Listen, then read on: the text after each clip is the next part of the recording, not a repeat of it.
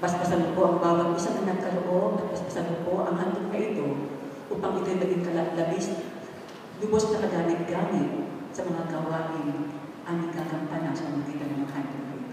Kung aming dalangin sa tanging pangalan ni Jesus. Amen. Amen.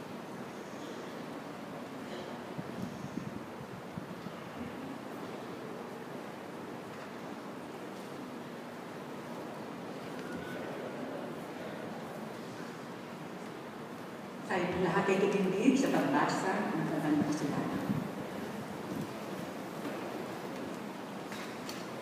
Mula po sa Lucas, Kabanatang 1, mga talatang 6 hanggang 38. Ganito po ang sinasabi.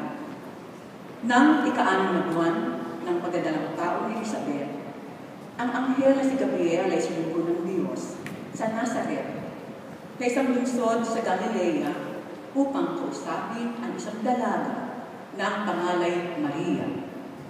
Siya ay nakatakda ng ikasal kay Jose, isang lalaking buhat sa angkan ni Haring David. Lumapit ang anghel sa dalaga at binati ito, "Magalak ka! Ikaw ay lubos ng nililugdan ng Diyos. Sumasa iyo ang Panginoon." Naguluhan si Maria at inisip niyang mabuti kung ano ang kahulugan ng ganoong pag-uusap. Sinabi sa kanya ng anghel, "Huwag kang matakot, Maria, sapagkat naging kalugod-lugod ka sa Diyos. Makinig ka, ikaw ay maglilingil at manganganak ng isang sanggol na lalaki, at siya'y papangalanan mo, Jesus. Siya'y magiging dakila at tatawagin anak ng kataas-taasang Diyos.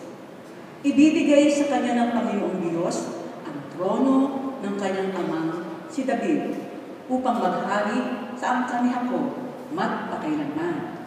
Ang kanyang paghahari ay pang walang hanggan." Paano pong mangyayari ito?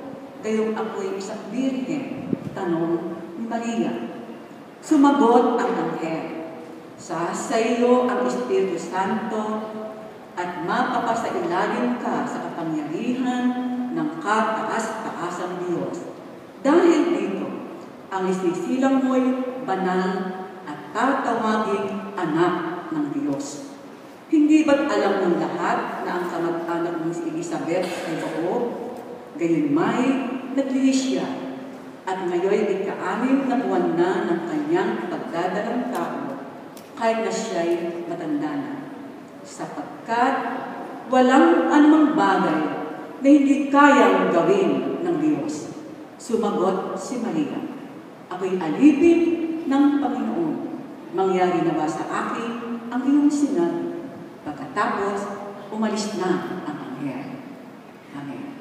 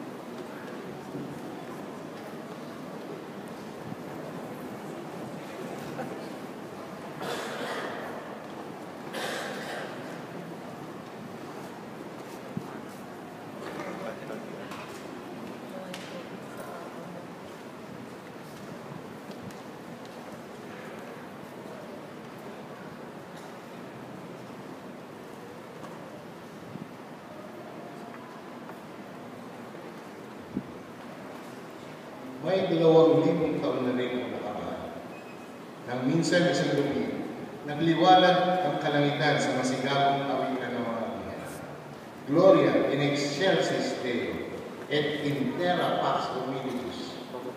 Sa simpleng awitin yaon, pinabatid ng Diyos Ama na pinapatnan niya ang kanyang pangako. Sa sanlibutan na tinintay ng kaitagan, ang Mesiyas ay Ngayong umaga, magbabalik na daw tayo upang manariwang muli sa atin ang kagalakan sa puso, ang kapayapaan sa dibdib at ang pag-umaga